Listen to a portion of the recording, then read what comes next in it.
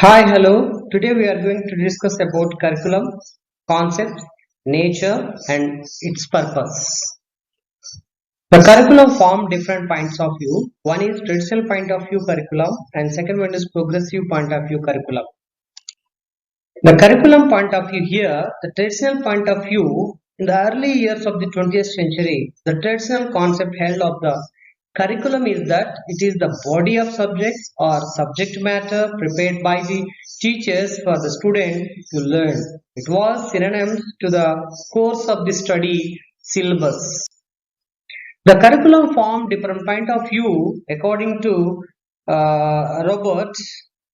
Basic education should be emphasized, the 3R, and college education should be grounded on liberal education. So according to Bester, here we can see curriculum should focus on the fundamental intellectual discipline of grammar, literature, and writing. And other point of view, progressive point of view, the curriculum is defined as the total learning experiences of the individual, whatever a teacher is facilitating in the classroom, or however he is providing experience in the classroom, all together it will be considered as a curriculum. This definition is anchored on John Dewey's definition of experiences and education. He believed that reflective thinking is a means that unifies the curriculum. Thought is not derived from action but tested by the applications. So here, according to Campbell, curriculum includes all experiences children have under the guidance of the teacher. And Willis, curriculum includes all the experiences in the classroom which are planned and entered by the teacher and also learned by the students. Summary, curriculum is a dynamic process. Yes, it is a dynamic process. Development cannot change which are systematic. A change of the better means any alteration, modification or improvement of existing condition. To produce positive changes, development should be purposeful, planned and progressive. The major foundations of the curriculum, let us discuss about. One is philosophical foundation, historical foundation, third one is psychological foundation, fourth one is social foundation. These are the major foundations of the curriculum. While curriculist teachers are who are going to be prepare the curriculum, they should be keep in their mind philosophical aspects, historical aspects, psychological and sociological aspects. As for that only we have to prepare the curriculum. So philosophical foundations of curriculum here, philosophy provides the educators, teachers and curriculum makers with framework for planning, implementing and evaluating the curriculum in the school.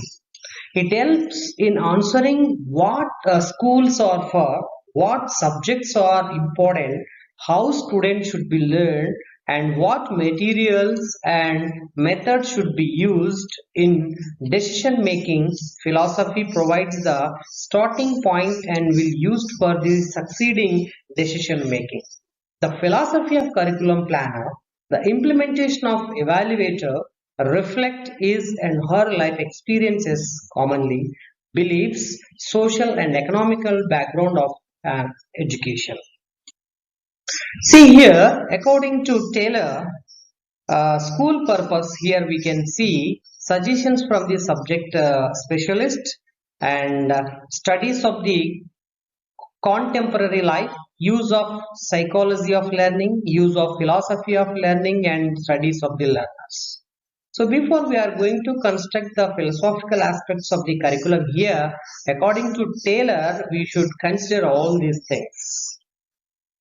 Four educational philosophies: perennialism, essentialism, progressivism, and reconstructivism.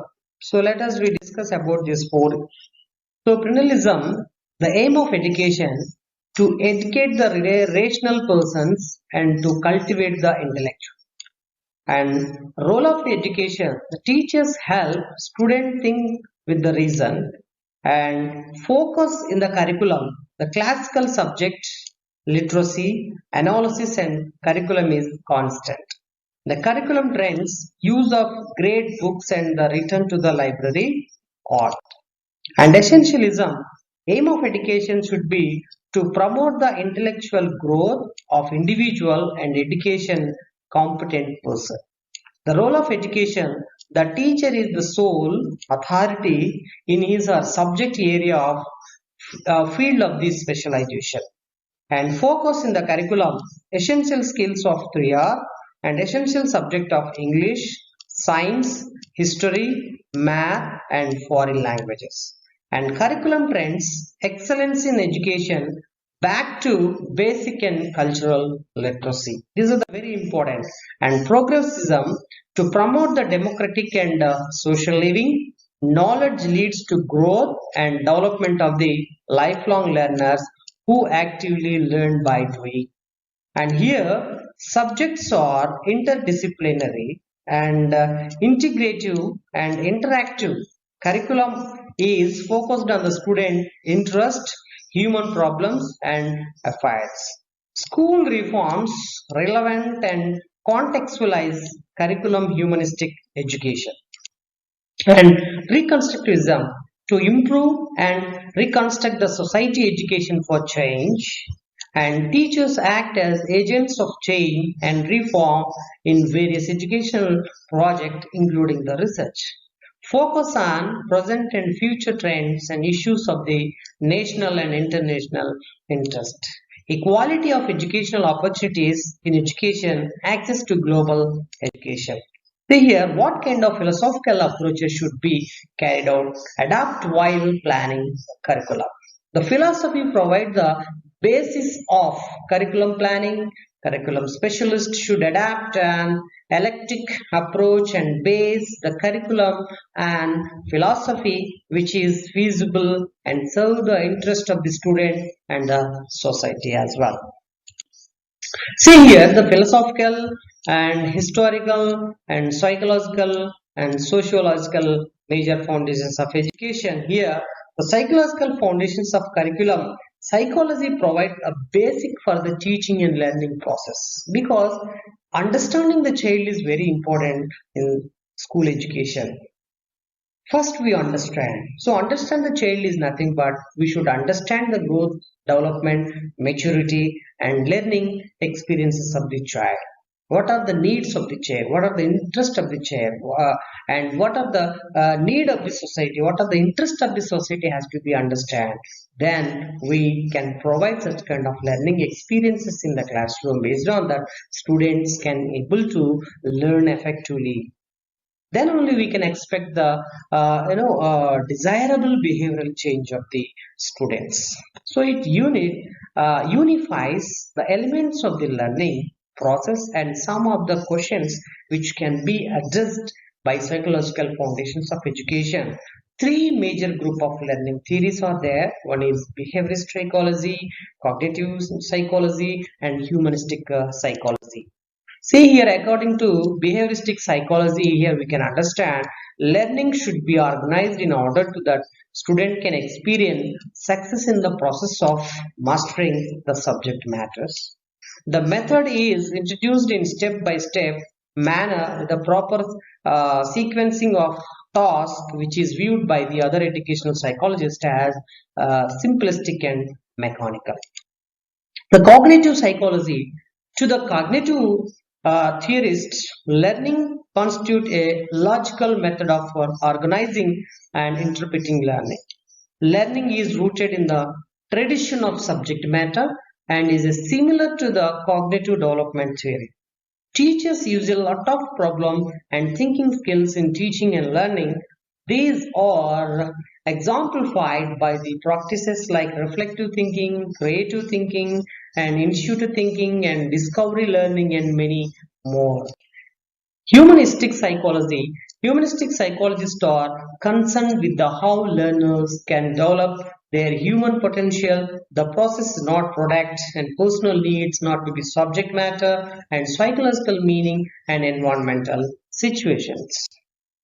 With the which philosophy does humanistic psychology overlap? So it is based on the existentialist.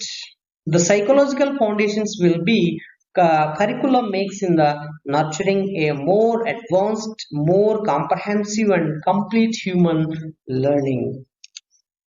See here some mental checkup here. Let us we try to sum up.